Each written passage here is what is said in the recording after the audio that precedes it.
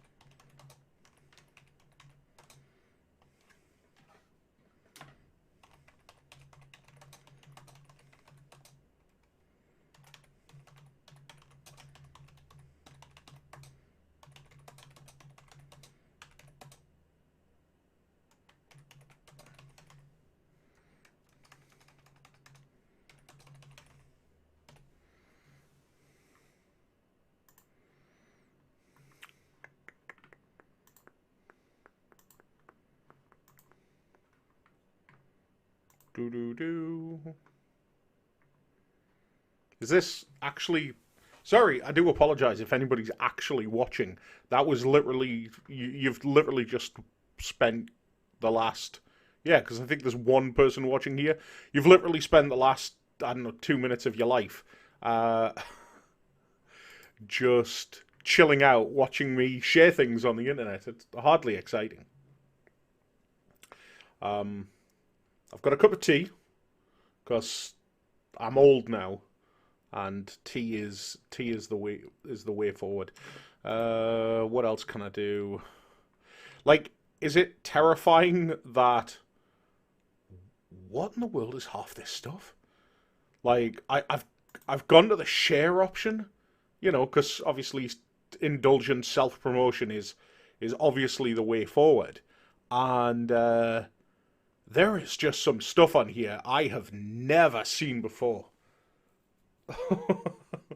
And I don't know if that's just a testament to me getting older or whether it's actually like what is this stuff? Some of it's not even in English. Oh, I wonder if I've still got my VPN active and it's weirdly offering to like share stuff um, on some weird platforms. That's odd. Okay. Da da da da. Right. Okay. I am all yours if you're actually watching. Is anybody out there? If anybody is, you can come and say hello. Um, you don't have to hide. Besides which, I know that you're watching and that you're out there because of the fact that YouTube tells me. I don't know how up to date it is though. You might have all bounced at this point, but never mind. Uh, but I fail to believe that because it's 4:45 on a Saturday afternoon and everybody's still in lockdown. So, like, what else have you got better to do than. Is it safe to come out now? Oh, never. Never. Hello, my friend. How are you? Mr. Joe Powell, everybody. Um, oh, I got a like. Yay. Go on. I dare whoever it was to unlike it. I don't know. Can you do that? I feel so old asking questions about technology these days.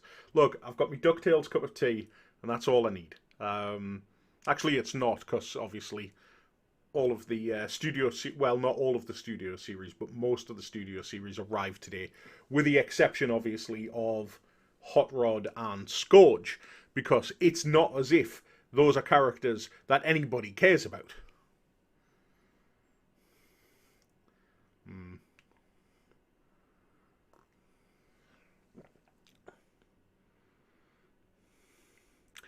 And yet, despite the fact that you're working hard, you've taken the time out to come and listen to my inane rambles, which is fantastic. Because let's be honest, it's not as if, as you say, you've got anything else better to do today. Um, but very much happy that the filming is going well and stuff like that, because I think, especially at the moment, the biggest problem for anybody who's got to be creative is just getting the energy to do it. It's and I don't include myself in that in the slightest, because I am not creative in the slightest.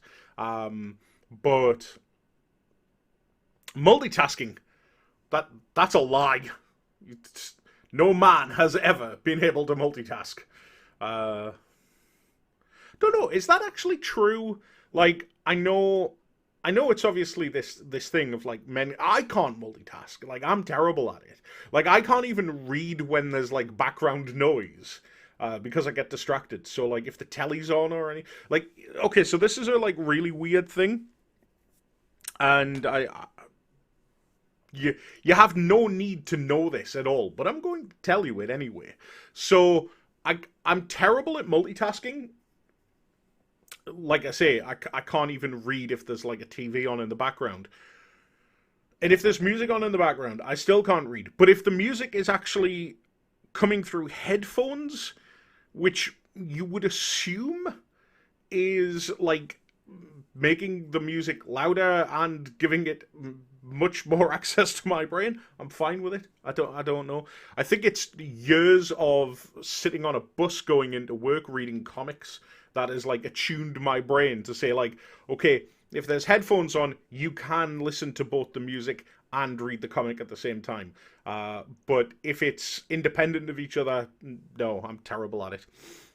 Uh, I'm doing all right, thank you very much, action figure expert. I'm not doing too bad. I'm not doing a great deal either, so I'm just sort of chilling out on a Saturday afternoon. I've been playing with my brand new toys, which ironically are most of them are on the shelf over there. Like it got to that. So I don't know if anybody knows. I posted some pictures earlier on. Anyway, the Studio Series arrived today, the first wave. So I got the deluxes, Blur, Cup, Jazz, and I got Grimlock, and it was it was really. It was one of those moments where, like, I brought the figures into the room here, where I've got my display over there, and I kind of sat here at my chair and I messed around with them a little bit, and then sort of like looked over at the display, and I've got sort of the Transformers the movie shelf over there, and there was Titans Return Blur, there was Titans Return Cup, and there was just that moment of realization where it's just like, well, you lot are destined for the tub now, aren't you? Like, ta-ra! And it's a shame, actually, because there's nothing wrong with there's nothing wrong with that Blur figure or that Cup figure. They're both good figures, um, but the Studio Series is better. And at the end of the day, you can't have two of them on your shelf, can you? No, I haven't got Hot Rod or Scourge yet. Not for the want of trying. It's just that they're not here yet. Um, so, like, I mean, when it comes to when it comes to the new bots, you know, Hot Rod and Scourge are absolute essentials. Um,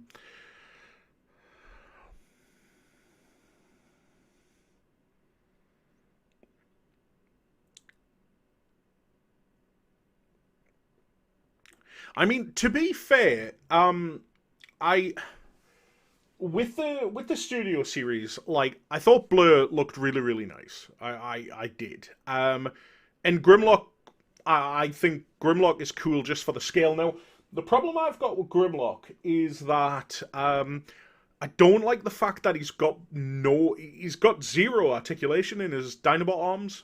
Like with the exception of at the shoulder, the ball joints for them.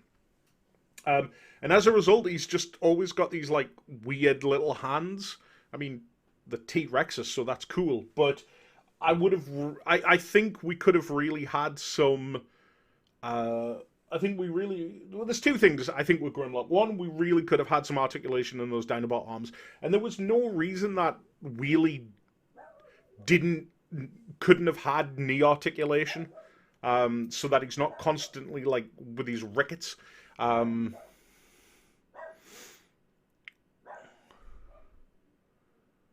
hate headmasters, Joe. What the hell is wrong with you?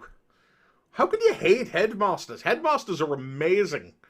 Headmasters are like, I mean, they're literally called headmasters.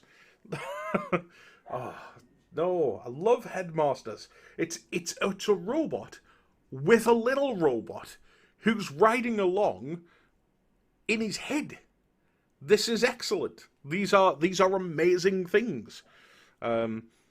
Did you order the Unicron? What do you think of the problem with the paint problem? I didn't know there was a paint problem. Like, I didn't order one on the basis of the fact that I didn't have £600 knocking around. However, I do know a lot of people who have got him on the way. And so one day I'm going to be very excited to see one in person. And I don't know, there was a part of me that was thinking that if say for example one popped up for pre-order now, would I go for it? It's hard to say. It's huge and I've no space for it whatsoever. Well, actually I do. I could totally make space for it. But I don't know. But I'm not aware of any paint problem.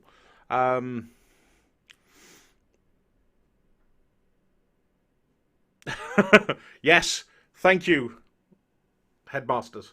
No paint on his teeth. Is that the problem? Problem is he hasn't got painted teeth. He hasn't got. He hasn't gone for his dental work. The Japanese headmasters make more logical sense, but on an engineering level, I hate depicting my. Oh, yeah, I can see that, but like, no, I love the idea of like humans binary bond. Like, yes, it is really dumb. Like the idea that you're binary bonding with humans in order to be better. It makes no sense whatsoever. Like, it would make more sense if the humans were, like, say for example, I mean these aren't really headmasters because obviously these are power masters and stuff, right? But I don't know. Let's create because I like doing this. Let's create a storyline for Mr. Joe Powell where partnering up with people would make more sense. What if like with Power Masters, they binary bond with an alien species that like naturally produces energon, like it, I don't know, like, or some kind of energon synthesis. So like literally as they like Power Master up with the aliens, it literally gives them like a strength or speed advantage. You know, basically kind of like what the minicons were. As for the headmasters, I don't know, the aliens are just really smart. Like the target masters were always the dumb one. Like, you know, Misfire can't shoot. So they give him a target master called Aimless. And together the two of them are a combined useless pair. Yeah, it doesn't make a great deal of sense, but I love them. You know, and I think I love them, one, because the rebirth is amazing and is probably like my second favorite. It's definitely in my top 5 of like Transformers media of all time in terms of cartoons and things like that. But also as well, because I was born in 82, Transformers came out here in 85. Like, by the time I was old enough to sort of be cognizant of the Transformers and really start to understand it, it was the tail end. So you're talking like 86, 87, 88. And so it's Headmasters. So yeah. And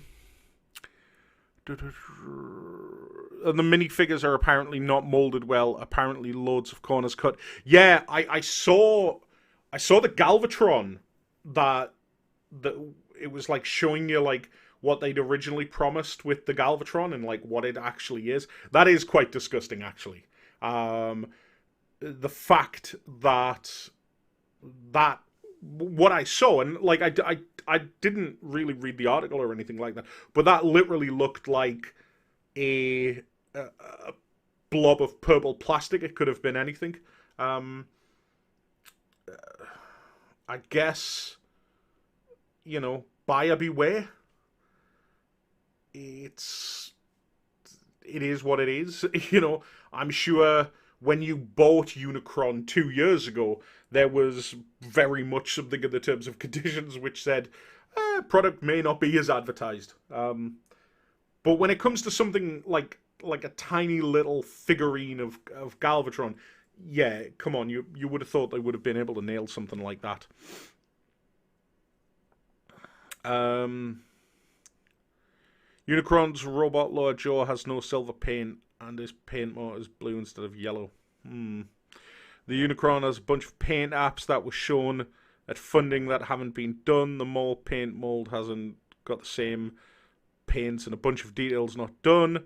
Minibot energon generators. Interesting. Yeah, like, I mean, that was the cool thing about Armada in terms of the minicons and stuff, was like literally the idea that the Decepticons were kidnapping the minicons because when they bonded with the minicons, it literally gave them like a power up, you know what I mean? And so you could literally do that.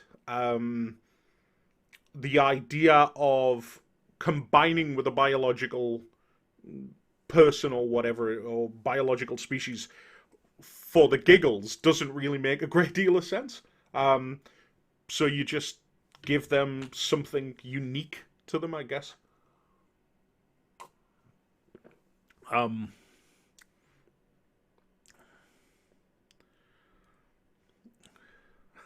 I think the name Aimless suits you better. Yeah. God, I love the rebirth. Um, it is. It is. Colors may vary indeed. It's not just colors may vary either, though, isn't it? It's like literally. I mean, look, this thing went up for pre order in what, 2019? Like, so again, we've had 2 years waiting for this thing to hit. I think anybody who thought that it was going to come out exactly as advertised, I, I think really needs to sit down and have a conversation with themselves. It's not right. It's not right that you should have to pay £600 or more for this figure, and be shortchanged. But quite frankly, uh, I don't know. Like I can't. I'm a. I can't get annoyed because I didn't buy it. Um, but yeah, I think Hasbro certainly could have done a lot better. Um, but I mean, a few paint apps here and there. I yeah, that's that's basically it. A few paint apps. Um, I mean, like the fact that he's got like a 6 pack as opposed to, or an 8 pack as opposed to like a 6 pack. Like I noticed people kicking off about that as well. Like the fact that his glass in his stomach and stuff, it's got the wrong number of windows in it. Whereas I think what they've done when they've molded it, they've gone off, because I checked this out because I went back to the movie and I was like, no, no, yeah, it's definitely just 6 there. It's not 8. Um, but when I was like Googling and stuff like that, I came across an image from the Transformers the movie 25th, was it? Yeah, 25th anniversary comic adaptation that IDW did, that Don Figueroa drew, and Don Figueroa drew him with 8. So I wonder if when they were looking for reference, they came across like Don's drawing, and was it all Don's fault? Did Don send Unicron to the gym too much? Who knows? Hey up, Jamie. I'm not too bad, mate. Not too bad at all. Thank you. Um, I think we all should, Joe. I think we should all stop applying logic to it. Um, but you know what? Like, in fairness, if I'm going to give the devil, the devil is true. I'm not even talking about that. But if you've spent £600 on something that you've been promised, you should get what you pay for. You know what I mean? Um, that's just my takeaway on it, anyway. What are your thoughts on Power Masters? I'm all for Power Masters. I mean, Power Master Optimus Prime is like a fantastic toy, and so are the rest of them. I'm all for it. Like Power Masters, Headmasters, Target Masters, Breast Masters, like like whatever they're going to be. Uh, that's cool. Like little mini companions are cool. Um, what did I think of Earthrise? I thought Earthrise was bloody terrible. Oh, Earthrise, man. Earthrise can get in the bin. I have like I don't think I've talked to her. I recorded and never uploaded. Um I recorded like a 55-minute video, uh, and I deleted it. So I'm never gonna actually upload it. I recorded a 55-minute video where I absolutely tore into Earthrise, and then spent about 40 minutes explaining how to make it better, um, without uh, using exactly the same characters, using exactly the same sets. Like there would have been no difference in terms of cost for production. Um, and I was just like, but I didn't upload it because I thought it's not my place to turn around to these people who work on this show and say I could do it better than you, because I don't know what like restrictions, and requests Hasbro and Netflix and all of that would put in there. But yeah, I like for days on end after that show, I was absolutely fuming, because I was just like, you've just absolutely screwed the pooch on this one. Like there was such a better way of doing that show, but yeah, it was not good. It's like I just want Kingdom to arrive so we can get rid of it and like get on to whatever's next. And whatever it is next, please, for the love of God, hand it off to a competent uh, animation creators, people who've been in animation before, people who work in anime. Like, and I'm not suggesting that the people who work on the Netflix show uh, aren't competent, but clearly that you know we've gone through the what was it, the Titan series, we've gone through that, and now we're going through this, and it's like, right, why is Cyberverse better to watch than this? Anyway,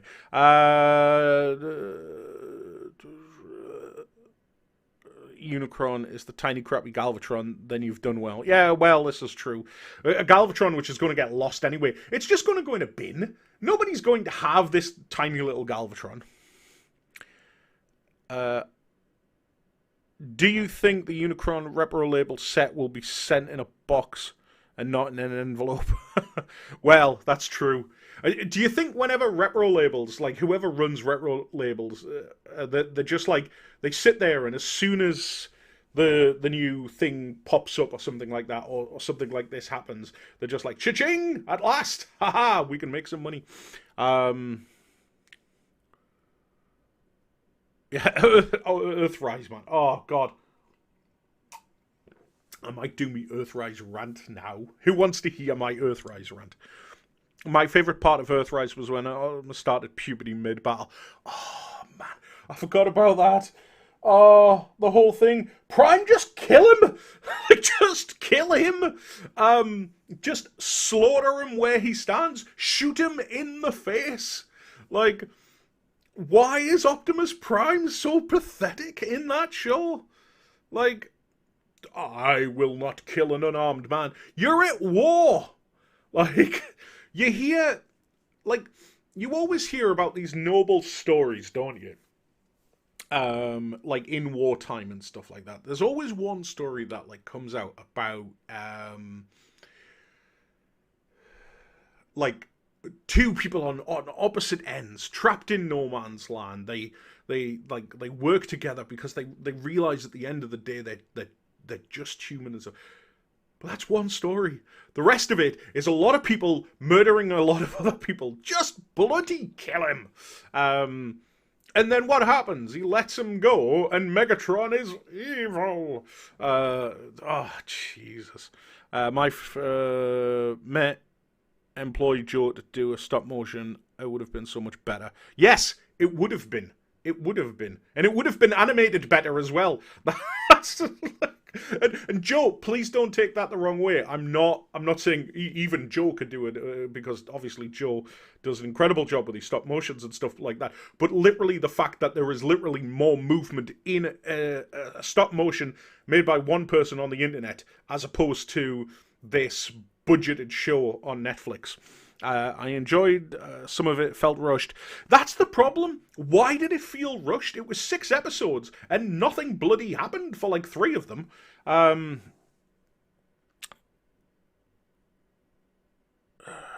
Yeah, like, okay, random crazy. Yeah, the Scorponok thing. Right, actually, you know what? I'm going to give you it. I'm going to give you my Earthrise pitch, right? That I can remember of it anyway.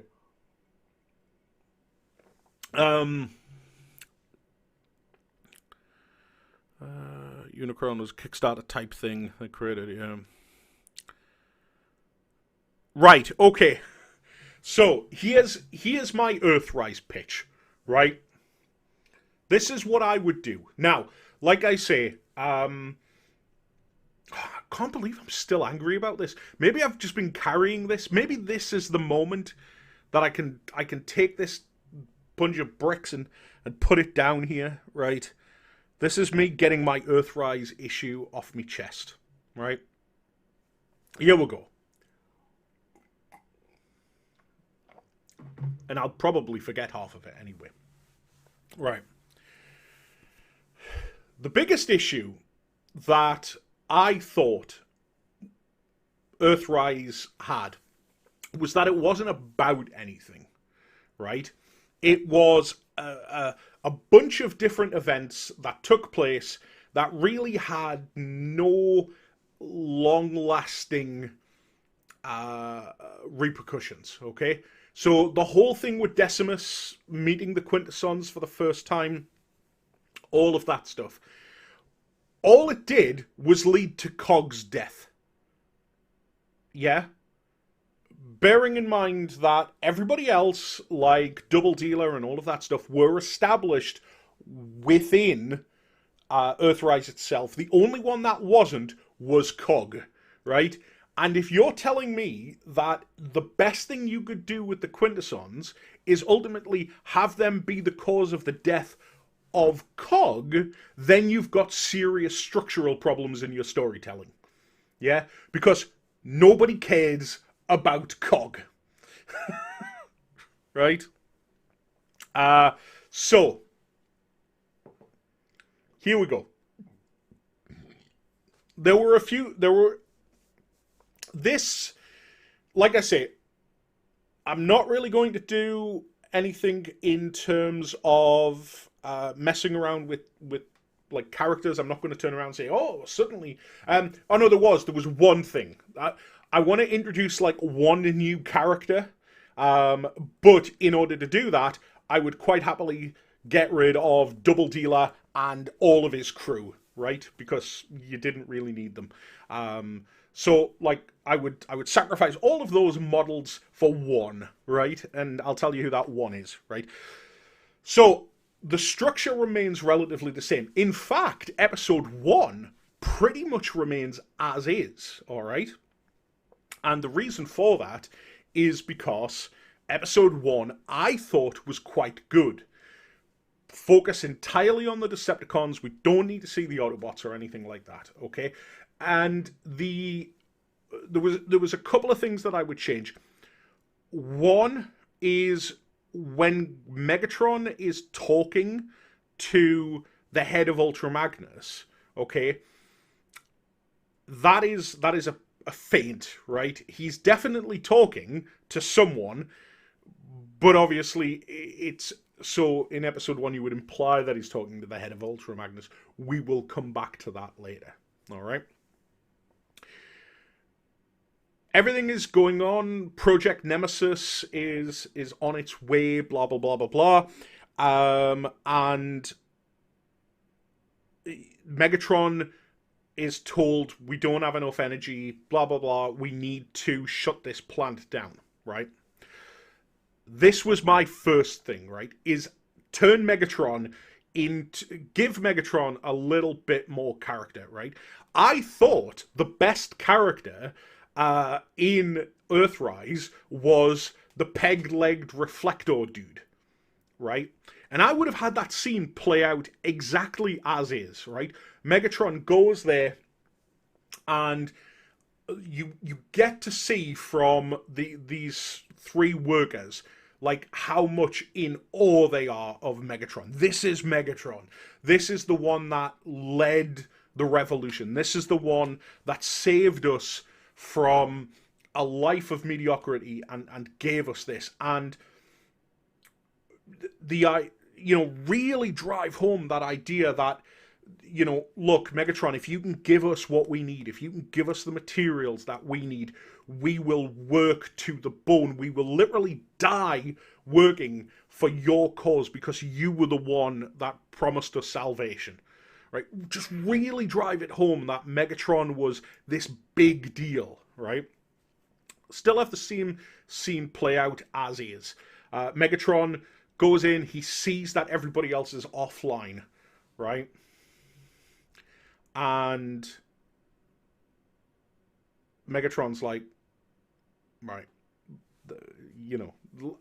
basically as it's insinuated in the show, there's nothing left to be saved or salvaged here. So Megatron's leaving, and the three of them turn around and say, like, Megatron, like, this is your cause, this is our cause, this is what we want to do, we want to help you and stuff like that. And how I would have changed it would have been, I would have had Megatron turn around to them and say, are you willing to die for the Decepticon cause? And they turn around and say yes, and he goes, thank you. Thank you for your service.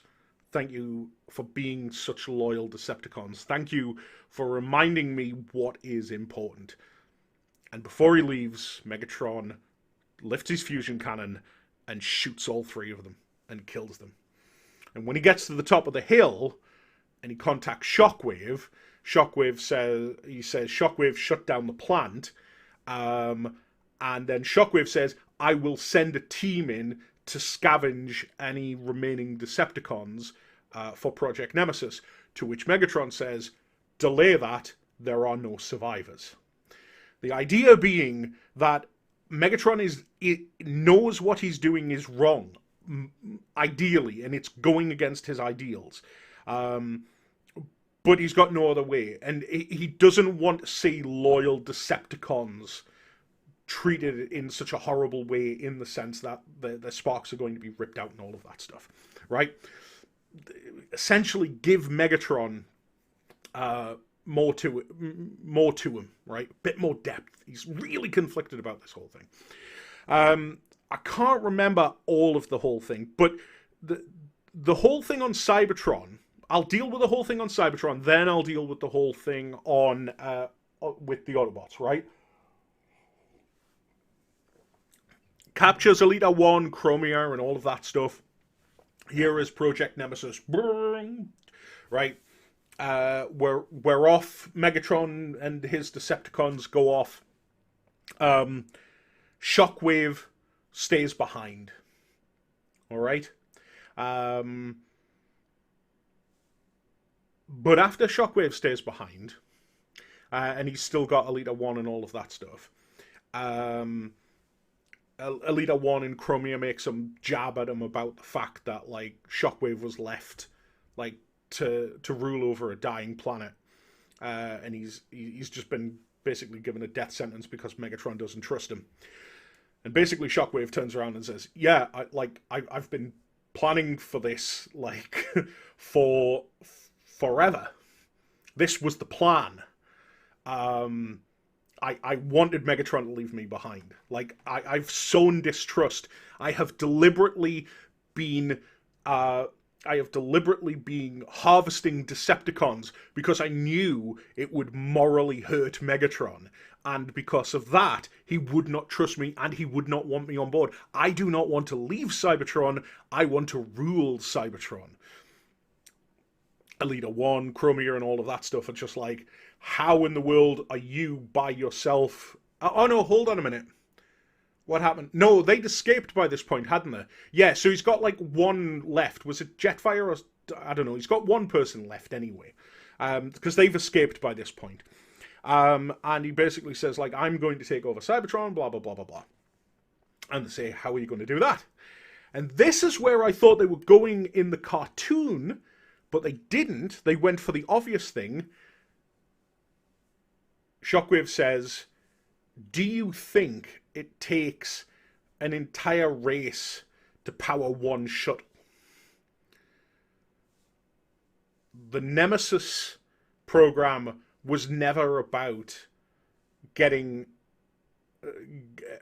after the Autobots. It was about getting Megatron off of Cybertron. I am going to show you what Project Nemesis really is. And yes, you can guess it, Shockwave has made a whole bunch of clones of the Autobots, including Nemesis Prime. That is Project Nemesis, right? And the whole point of it is that they're evil doppelgangers because they love their repaints and stuff. So you've got Nemesis Prime, you've got a white Ironhide, you've got I don't know, like a green Ratchet, whatever it's going to be. You've got Sound Blaster, all of that stuff. He's essentially created his own army of clones that he infuses with life, which are completely loyal to him. And the first port of call is that Nemesis Prime is going to track down the... I nearly spilt my tea there. Is going to track down Elita 1 and Chromia and all of that stuff. And kill them. And one of the things that Nemesis Prime is able to do is to just change his paint color scheme so everybody thinks it's Optimus Prime. So kind of like the whole thing on Cybertron is that essentially for them, Optimus Prime comes home. Chromia is really distrustful of this, but Elita is like so blindsided by it, which ultimately leads to Chromia being killed, Red Alert being killed, like basically her entire team basically being wiped out by these clones, and it ending, the series literally ending with them, with Elita 1 essentially in Shockwave's lab, as Shockwave basically creates like a Nemesis version of Elita 1 to like rule by his side. She will obviously escape, but that's in Kingdom. Yeah, so that was kind of like what was going on Cybertron. Basically, give them something interesting to do. As for the Autobots and Decepticons in space, I'll be a lot quicker with this one. They find the ship in the portal, but the ship is a Quintesson ship, right? And gonna go do exactly the same thing, like blow the ship up and stuff like that. And what was I was gonna have? Oh yeah, that's right. So like when Bumblebee and Optimus Prime are like on the other side of the portal, they come across, and you know how I said I was only gonna have like one new character or like one new design. What I would have had is I would have had Zarak, not like Zarak the little human being. I would have had like the head transformed Zarak. Okay. Um, and they meet this guy, and he explains that because you know how they go through the portal and there's like this really lush planet and stuff. Well, what I would have had is all of the buildings would have still been there and stuff, but there would have been zero life on it. And the idea being that this ship came through the portal. It didn't get all the way through. However, whatever was on the ship killed all of the life on the planet. Um, and the Autobots recognize it, with the exception of Bumblebee. The Autobots recognize the ship as a Quintesson ship because the Autobots drove the Quintessons off of Cybertron, and through a whole bunch of events, what you would have found out is that actually Zarak is in fact a biological life form. He was one of the last surviving members of his race. This Quintesson ship, desperately in need of some kind of life, essentially did a Galactus job on the planet, killing all life before it was stopped. That's Decimus. Zarak still has this Quintesson that's never spoken for hundreds of years, like trapped. And now that the Autobots have showed up, like Zarak believes that like he's finally got a way of getting off the planet. And the Quintesson reveals, it's basically explains like, look, the reason I showed up on your planet, the reason that I killed all of your friends and your entire civilization was because the Autobots, the people that you're hanging around with now, hurt us. Obviously, you know, and so that's why, and you know, you find out obviously he can connect to the larger body and stuff like that, and that's why Scorponok tries to kill them all. You know, like give as opposed to whatever it was that Scorponok was supposed to be in Earthrise. Like give the entire point of the series was basically like it's the dark middle chapter, make it about loss. And so the idea would be when Bumblebee discovers that the Autobots had um basically like driven the Quintessons away and hadn't like finished them off. Like the Quintessons spread out across the galaxy and basically, in a desperate act of survival, killed off all of these people. So the Autobots, by saving themselves, doomed all of these other people. So Bumblebee loses his faith in the Autobots. Elita One loses her friends. And then you would have had the whole showdown with Bumblebee, with Optimus Prime and Megatron and things like that. And you still get to the same place. You know, they still blow the ship up, they stop Scorponok, all of that stuff. But it would have been about something. And there we go. There's my 15-minute rant. I had a lot more. Like, I literally went episode by episode about what I would have changed. Oh, that's right. I would have completely annihilated that whole subplot with Skylinks being in some kind of, like, back end of the Matrix. Because, and I mentioned this earlier on, what you would have discovered was that the person that Megatron has been talking to the entire time is, in fact, yes, you guessed it, Galvatron. Like, he's literally talking to him the whole time, but only Megatron can see Galvatron. He thinks it's stress related and all of that stuff, but it's not actually. Yeah, that's right. That's what I missed out. Yes, because do you remember how there was? This is the only part which I thought was a bit dubious, right? Is anybody? Are you still listening at this point? Like, I feel like I'm holding court here, but like, does anybody still care? Or is everybody completely bored at this point? Well, nobody's replying, so my assumption is everybody's gotten bored and left. Uh,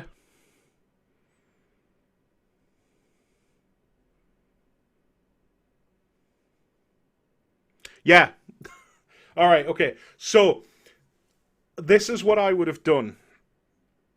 I would have removed the entire. I would have removed the entire thing where they go into the dead universe, right, and all of the Skylink stuff, right. Um, and I would have had. I would have had that episode be dedicated to a flashback, okay, and the flashback would have been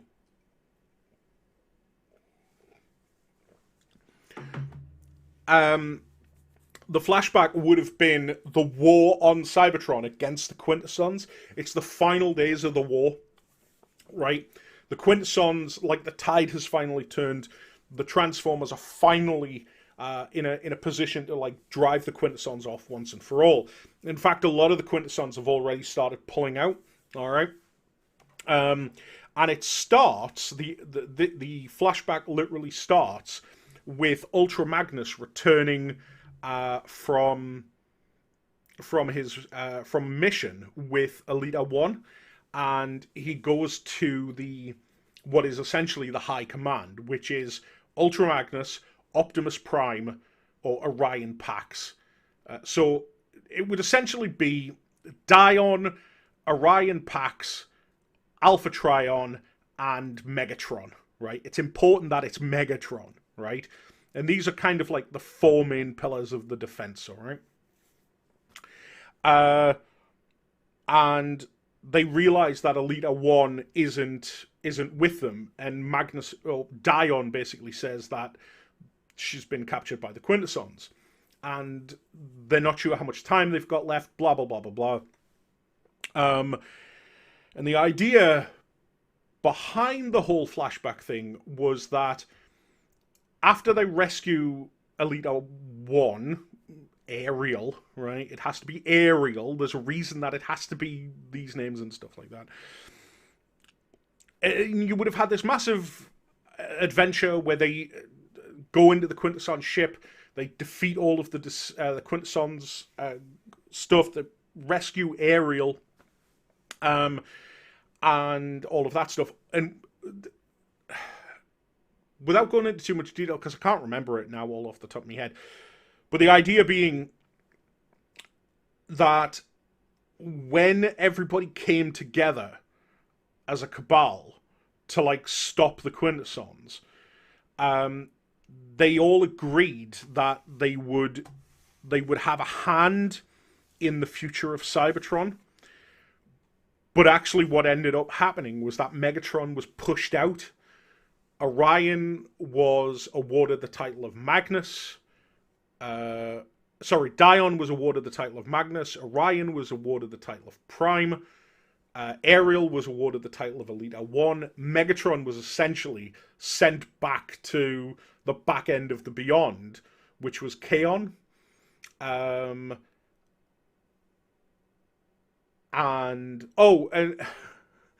And just for fun sakes, when Orion and Megatron are trying to rescue Ariel, Megatron is severely injured trying to rescue Ariel. And it's Orion that saves the day ultimately, and him and Ariel become very close because what you actually find out is that prior to Orion and Ariel, it was Ariel and Megatron who were in a relationship. So Megatron not only lost the love of his life, who turns out to be Ariel, which creates a great power dynamic, and also sets up what is going to happen when Megatron finds out what Shockwave has done to her in Kingdom, as the blow off to that storyline. And you would have and again, it's just like, so this is what Megatron has lost, sort of thing. This is why he's doing what he's doing. He's essentially a robot with a broken heart. And yeah, so that was my version of Earthrise. And it would have still ended up exactly the same. The ship would have crashed. The Decepticons would have showed up. It would have still landed on Earth. You would have still had Dinobot pop up. But I don't know. Maybe I'm completely egotistical here. I thought it sounded better. Maybe you think it sounds completely shite. But hey ho.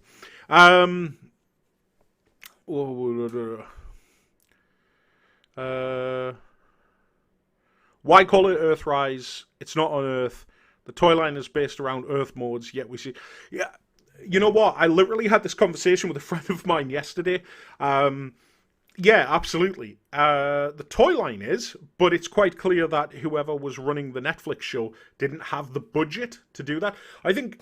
I think if you looked at what was the first one, Siege.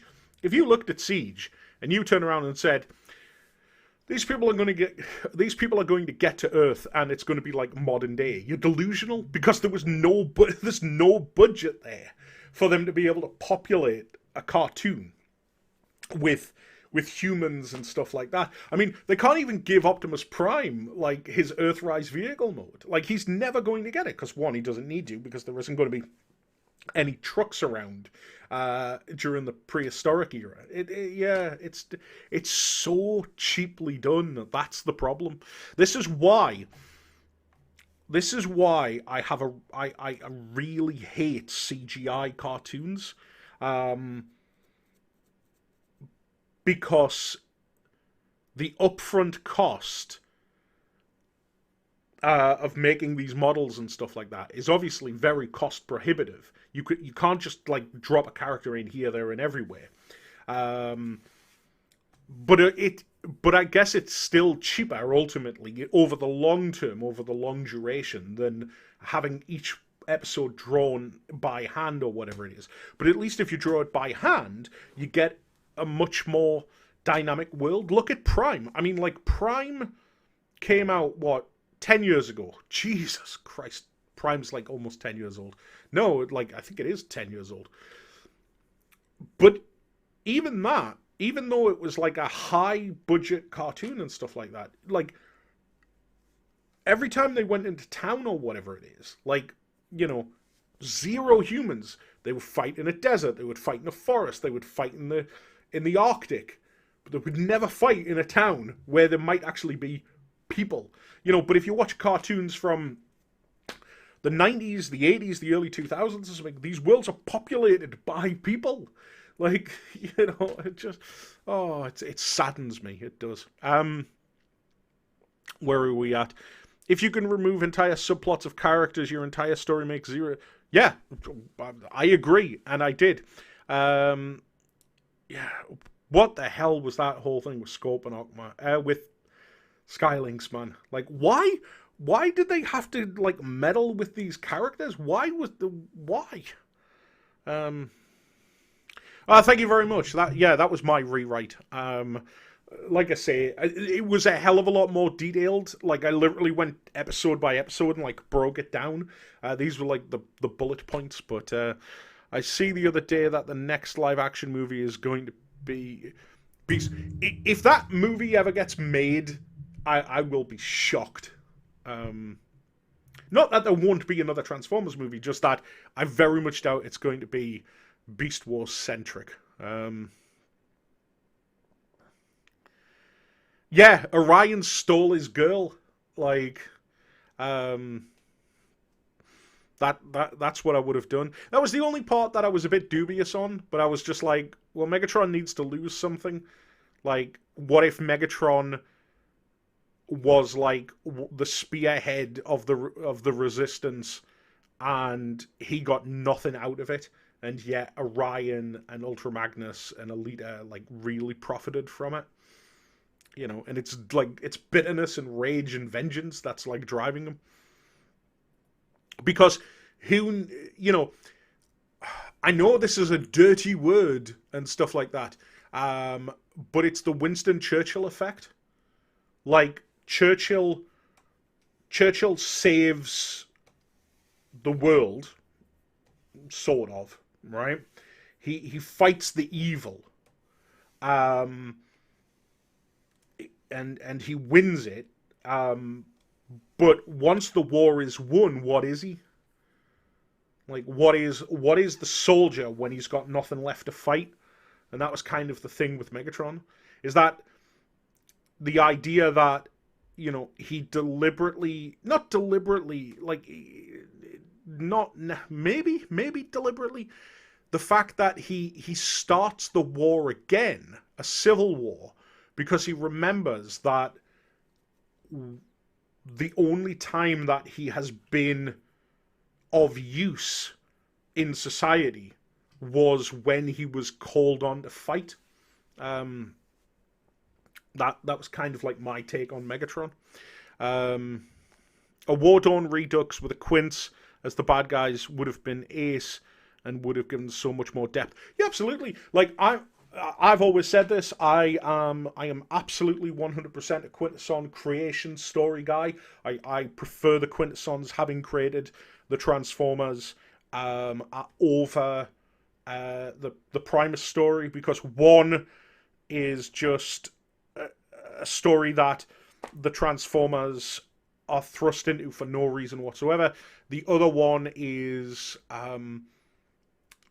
technology run amok, and I think that makes more sense when dealing with the Transformers. However, I'm totally happy with the kind of the way that Japan have sort of approached it in their fiction, which is that Primus made the Transformers, but at some point in their early creation, they were colonized and conquered by the Quintessons. And so you kind of meld two stories together.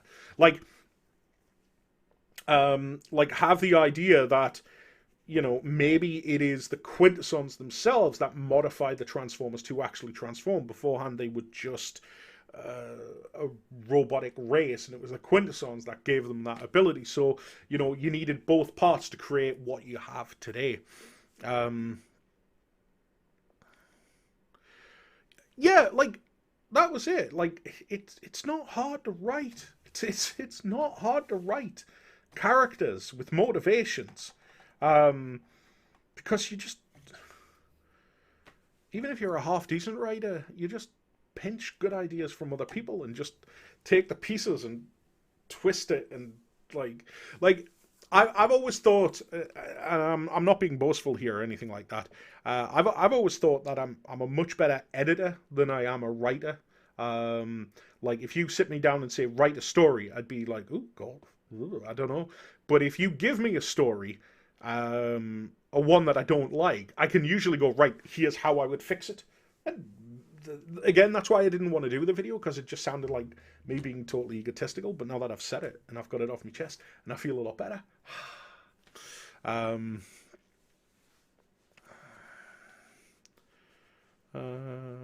it's like Kung Fury. What year is it? It's the Viking Age. This explains laser raptors. Hey, hello, the review spot.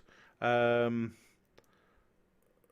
they have been pushing Beast Wars more with the toys, new comic, and them going into Kingdom makes me wonder if there's going to be a full Beast Wars series. Nah, like I had this worry. Not worry. I was wondering about this the other day, um, and that is that. Pardon me. I do apologise. I was wondering about this the other day, in that I wonder how well the Beast Wars toys are actually selling. Because, like, with a lot of the Generation 1 stuff, it feels like it's selling out pretty quickly. Like, and what I'm talking about here is I'm talking about, like, looking at online stores here in the UK and looking at Smiths, which is really the main toy distributor in the UK. And I can go on almost all of the websites, and I can get hold of any of the Beast Wars toys. But I would struggle to be able to get hold of a Cyclonus. I would struggle to get hold of a, a an Earthrise Soundwave, for example. Now, like again, these are specific toys. These are obviously fan favorite characters, but surely isn't Black Arachnia a fan favorite character? Isn't Optimus Primal a fan favorite character? And I do wonder if the boat has been missed a little bit with Beast Wars, and I'll tell you for why. It's the 25th anniversary of Beast Wars, right? Now, if you go back to the Transformers revival, right? The Transformers revival took place around 2000, 2001, all right? That was when Takara started bringing out their reissues. That was when Dreamwave hit. That was when the Armada line, well, Armada was maybe a couple of years later and stuff like that, but like there was a new Transformers cartoon show. There was new product on the shelves. It was like RID and things like that that were familiar in regards to the original Generation 1. Like it was, they'd moved away from the Beasts and all of that stuff, and they'd moved into the more traditional vehicle based stuff. Yeah. So it was around 2000, 2001. Now, here's the important thing, right? When did Transformers end? The original Transformers, okay? Now, I'm not talking about G2 and all of that stuff, right? For 99%, that's a gross exaggeration, but for a good percentage of people, the original Transformers line ended with the cartoon, right? So we're talking 86, 87. Do the maths, right? 86, 87 to 2000. It's like 13 years. So if you're like a little kid when Transformers first kicks off, add that 13 years on, right? How old are you going to be? You're going to be in your early 20s, right? 25 years removed now from Beast Wars, okay? 25 years, plus the added age that you needed to have been able to watch it as a kid, to have an emotional response to it, right? Add that, like, that's an extra 4 or 5 years. That's 30 years. Now, all of a sudden, do you see, does this make sense what I'm saying here? The age, the gap between the two was longer. The ones that came back in at the turn of the millennium were just like me. We were at university, we had disposable income for the first time, we spent our student loans on buying Transformer toys. People who grew up watching Beast Wars are now in their 30s with a full-time job and family. Like, they've got kids. They've skipped, they are a decade too late for a Beast Wars revival. That's my take. I don't know if that's true or not, but that's the way I see it. Hasbro is 10 years out to be able to do Beast Wars. Hey, look, I'm older than 35. And I've bought all the Beast Wars toys, like, well, all the ones that are currently out in the UK at the moment. And I love them. Don't get me wrong, like, they're great. But yeah, like, I think Hasbro have screwed the pooch on Beast Wars. And I'm not talking about, like, the current existing fan base, because the current existing fan base who liked Beast Wars will follow it. It's just what I'm thinking of is the people that aren't a part of the Transformers community, but that loved Beast Wars when they were a kid. And I think that's the problem. I think you've missed them. You're not bringing those people back. And you're certainly not bringing them back with Kingdom either, because, Jesus, like, there's no way that's going. Like, are you going to tell me, right, that Kingdom is going to do anything?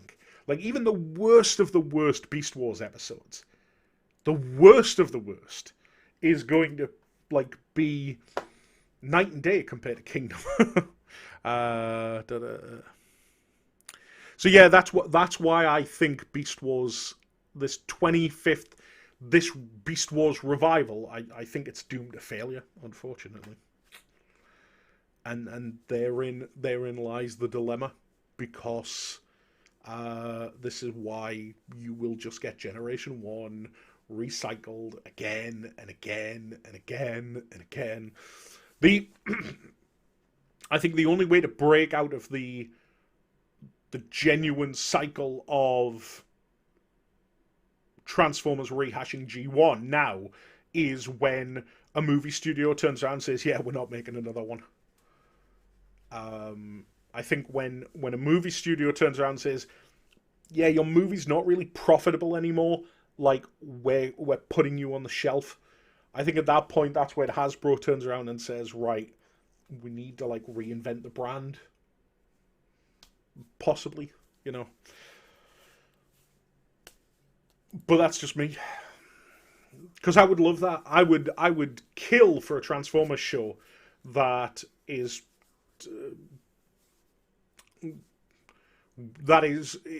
built from the ground up. Because really the last time that we had that was Transformers Animated.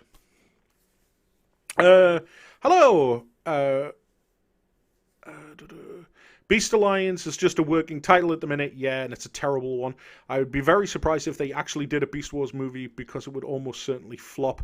Yeah, don't get me wrong, I think there's a potential that you could have Beasts in a Transformers movie because we've had the Dinobots and stuff like that. But yeah. But you're not going to get a Beast Wars movie. Not a chance. Beast Wars is very highly regarded within the Transformers community, but I think a lot of people fail to consider how well known it is generally. Yeah, absolutely. Like, if you were there in 1996, like, if you were online in 1996, which very few people were because there wasn't functioning Transformers websites at that point, there was just forum groups and stuff like that. But if you were on there, like, you know, a lot of people, a lot of the diehard Transformers fans absolutely despised the idea of Beast Wars. It wasn't until, like, Beast Wars actually came out that people were like, oh, this is actually really good. It's not like that one, but it's new. And then, of course, obviously, you know, Starscream comes into an episode or whatever it is, and then you essentially get the end of season 2, which is just like every Generation 1 fans just like, oh. Like, even now, like, I am super good friends, like, with a lot of people from the Transformers community who have been fans their entire lives, and they've never watched Beast Wars. There's just that distinction, you know. Transforms into a truck, got it. Transforms into a monkey, nah. And as much as you turn around to them and say, look, to this day, like, Beast Wars holds up, not in the animation department, certainly, but it certainly holds up in terms of its writing and its characters and stuff like that. They still won't watch it. I will be happy if they do a new Polar Claw. HR guy, oh god, it can't be unseen, can it? Yeah, yeah. Well, wasn't he one of the ones that's in the poster? The concern that I've got with the Beast Wars line is that I wonder how committed Hasbro actually is to delivering on all of the core characters. That's what I'm worried about. That's what I'm worried about. Like, we're getting an Airazor. Oh joy. But are you going to give us a Quick Strike? You know, just like, are we going to get a Rampage? Because I don't think we are, but I would certainly prefer either of those over Airazor. Airazor, who was so boring that they wrote her out of the cartoon. You know, like Tigatron, Tigerhawk, you know, like this is where I'm at. Like, and this is why I was actually really dubious about picking up the Beast Wars line, because I don't want a half-baked Beast Wars line. At best, I think what you're going to get is like season 1. Like, if they do all of season 1, then that's fine. But let's be honest, like, Beast Wars only got like really good in season 2. Like, really good. Season 2 and season 3, excellent. Season 1, A lot of setup, a lot of filler episodes. Season 2 and 3, they cut the episode count down by half, make a much better series. Just my take on it. Just confused. I went to look. I wish I hadn't. Yeah, you gotta look at that. You gotta look at Pull a Close card piece. I grew up with a G1 older cousin and brother having toys. My first toy was Power Master Optimus Prime. Yeah, quality toy. And the first toy I ever bought for my own was Beast Wars Primal and Megs from Toys R Us. Well, there we go. See, like, I mean, yeah. So there's that generation, but the question becomes, Shannon, did you at any point leave the franchise or the fandom, and when did you get back into it? That's an interesting question. The Aligned Universe. Well, sorry, anything that has anything to do with the Primes and the 13 can get just like the Netflix show can get in the effing sea. Like, you can take all of your mumbo jumbo and you can put it in the sea. I have no interest in it whatsoever. Yeah. Oh, we're going to make everything like aligned, and so it all makes sense. Except everybody's free to do whatever they want, and it doesn't have to match up. Then how in the world does War for Cybertron and Fall of Cybertron match up with Transformers Prime? Oh, it doesn't. But it's aligned, is it? Right. In the bin. He was on the poster, but I heard rumours that if Kingdom sells poorly, especially Beasts, they won't produce him. Yeah, and I have a feeling that the Beast Wars toys probably are selling poorly. Because let's be honest, again, can't buy Cyclonus and stuff like that. Hard to come by. Optimus Primal, lots of them. It's like if you see the Beast Wars toys start getting discounted at like Smiths and stuff like that, that's when you know you've got a problem. I just got a Beast Wars DVD with the Agenda. I just wish they would bring out the collection on DVD in the UK. Yeah, I agree. The Agenda, man. Like, so here's the thing, right? What time is it? Okay, I've got about 10 minutes or so, and then, because my throat's starting to go a little bit.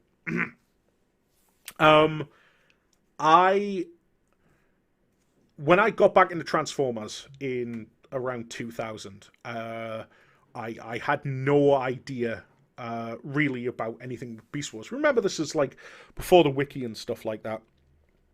And I was going to university in Newcastle, so I would get the bus there and back every day. But if you're familiar with Newcastle, where I had to get the bus from, I literally had to walk through the town centre. So I would pop into all of these different shops and stuff on the way home and stuff, you know, because you have to wait for the bus and whatever. And yeah, like literally I bought the videotape of the Agenda, and it's like 4 or 5. It was like a double videotape, and it had the Agenda on, and it had like the first 3 or 4 episodes from season 3. Because in the UK, and I don't know how much any of you remember this, but it stopped airing on the TV after season 2. So literally, Megatron blows up Optimus Prime's face, and that was the end of it. We never got any more Beast Wars in the UK after that. So the only way to watch it was to buy this videotape. Now bear in mind, this is my first exposure to Beast Wars. And my first exposure to Beast Wars was the Agenda. Now, the Agenda is incredible. And I was completely blown away with it. Bearing in mind, like, I had no concept of it whatsoever. And so, like, I went online and I was like, right, I need to find Beast Wars. And, of course, yeah, these videotapes weren't the full thing or anything like that. And so I bought off of eBay a hooky copy of Beast Wars, which came on like 4 CDs, and it was real media files, and it was like, you know, tiny. And that's how I first watched Beast Wars. and I binged it in like a weekend, like the entire thing, like all 3 seasons, and I was just like, this is amazing. Um, and hold on, I'll see if I've got it. Ah, excuse the mess behind me, by the way.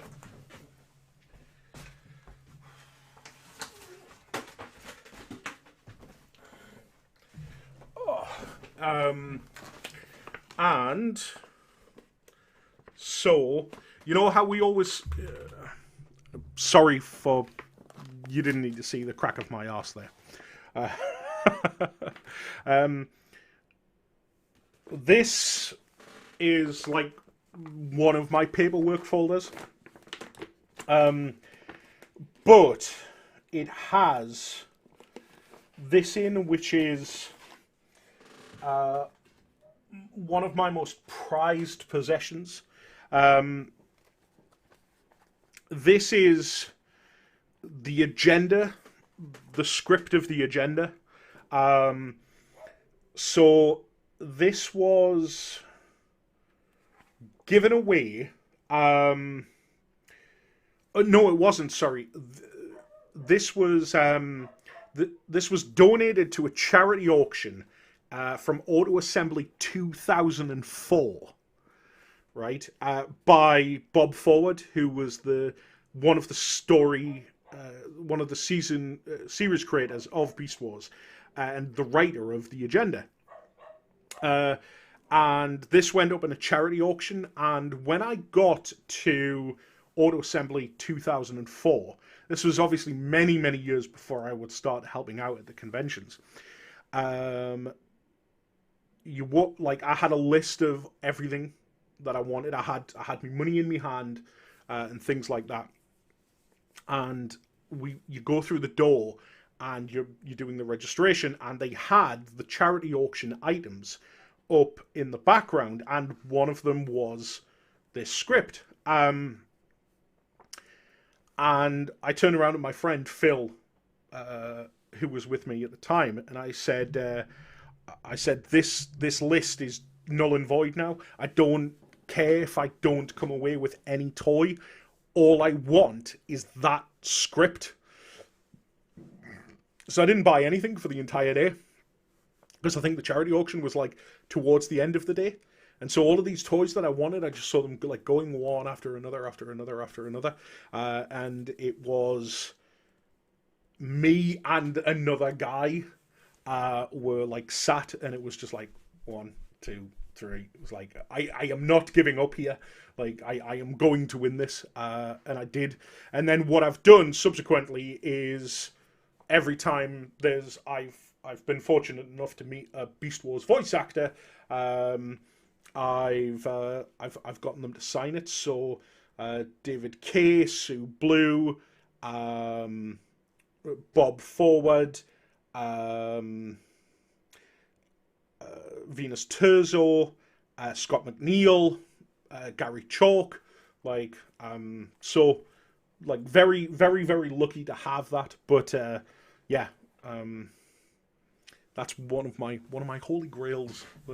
Is my agenda script.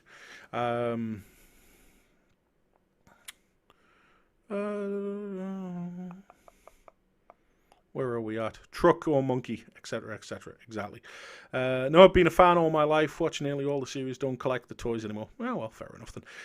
Man, I really hope you find a site. Oh, don't need to find one. I've got one.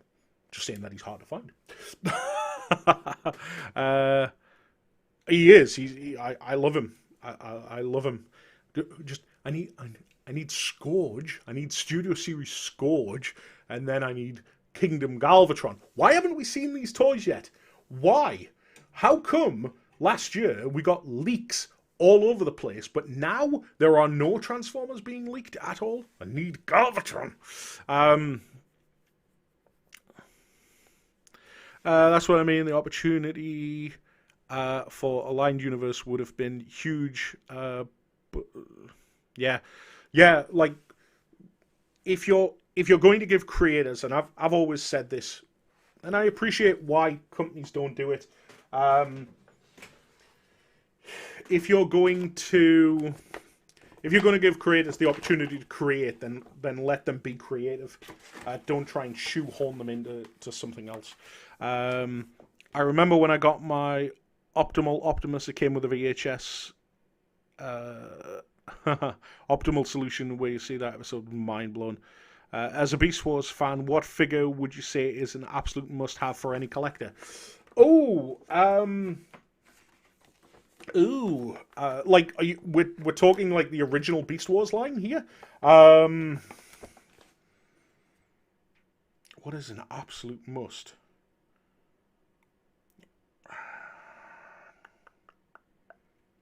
Rampage is excellent, and he's gaudy as hell, and I love him. I do have a soft spot for Transmetal Megatron. He's a T-Rex on roller skates. Like, that's incredible.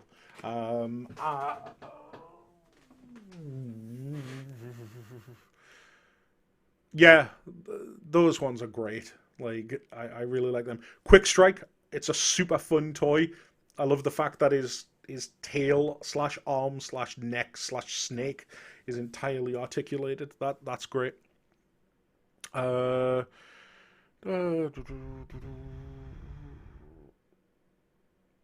Yeah, you too. And to be honest, I think that's going to do it, everybody. I am going to I'm going to rest. I'm going to chill out. But listen, thank you for joining me. It's been almost an hour and a half. Actually, should we go till past? Or should we go for an hour and a half? No. I think we'll leave it there. But listen, thanks very much. Apparently there have been a leak of Scourge in the 86 line and Wreck-Gar. Oh, yeah, I saw that. Like, but we've got Scourge, haven't we? Like, is it? Did somebody say it was like? I don't know. Like, because we have Scourge. I don't understand what the leak is there. And Wreck-Gar would be cool, because let's be honest, like, big movie character, very long forgotten character, to be fair. Like, everybody knows who Wreck-Gar is, but nobody cares about Wreck-Gar. But yeah, so right. Anyway, take care, everybody. Hope you all stay safe. And I will be back for one of these at some point. Take care, everyone. Bye-bye.